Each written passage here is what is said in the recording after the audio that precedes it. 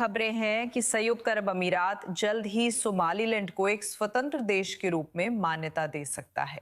ये horn of Africa और अरब जगत में बड़ा भू राजनीतिक बदलाव होगा और अब देखते हैं कि इन अटकलों को हवा क्या दे रही है। यूएई के टिप्पणीकार कह रहे हैं कि लोकतांत्रिक सोमालीलैंड जल्द ही एक अरब राजदूत की मेजबानी कर सकता है और शायद दूतावास भी खोल सकता है।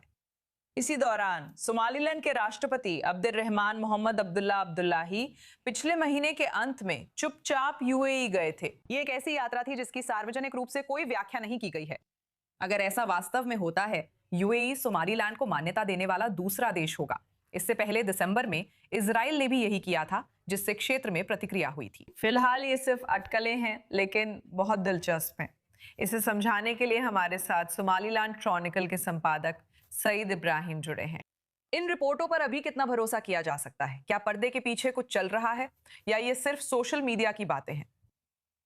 असल में ये पता नहीं है, लेकिन बड़े संदर्भ में आपने इसे खूबसूरती से पेश किया है और सब कुछ जोड़ दिया है ना? और जाहिर है राष्ट्रपति पिछले महीने के अंत से ही अमीरात में हैं।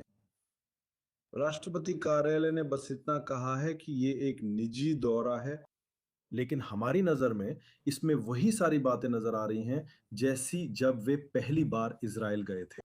और असल में पूरा सौदा वहीं पर पूरा हुआ था, क्योंकि एक समय ऐसा था जब हम मीडिया में भी सोच रहे थे कि राष्ट्रपति कहाँ है, तो हम एक तरह से उसी स्थिति में हैं।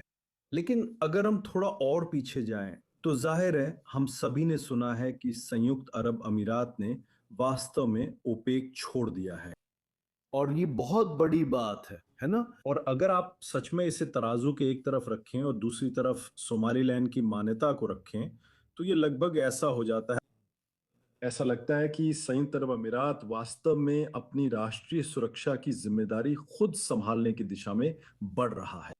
और अगर हम एक दशक आगे जाएं तो यूएई वास्तव में सोमालीलैंड में सबसे बड़ा प्रत्यक्ष विदेशी निवेशक रहा है, जिस पर सोमालिया ने चिंता जताई है और निंदा की है।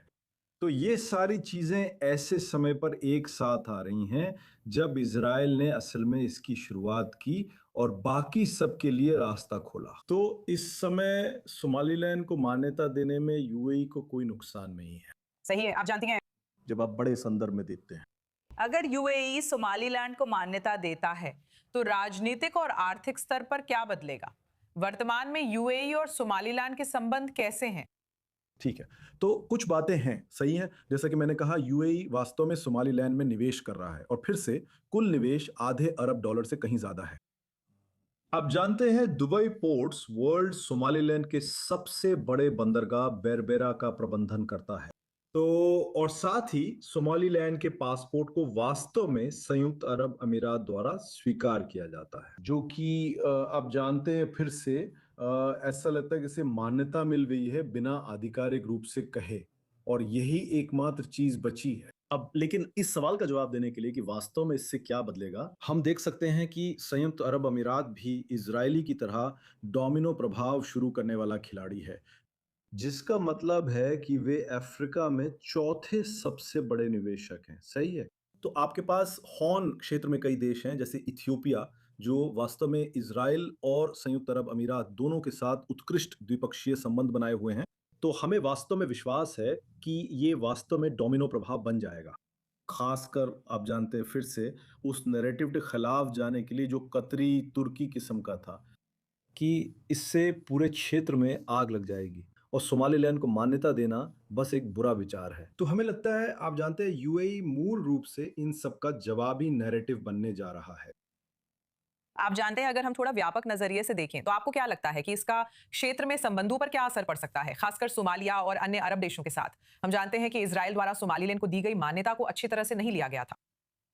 देखिए, ये निर्भर करता है बड़े संदर्भ में अरब लीग और कई अन्य को मैं अप्रासंगिक और कुछ हद तक पुराना मानता हूं। संगठन हमेशा से ही, आप जानते हैं, फिर से सोमालीलैंड की हर तरह से निंदा करते आए हैं।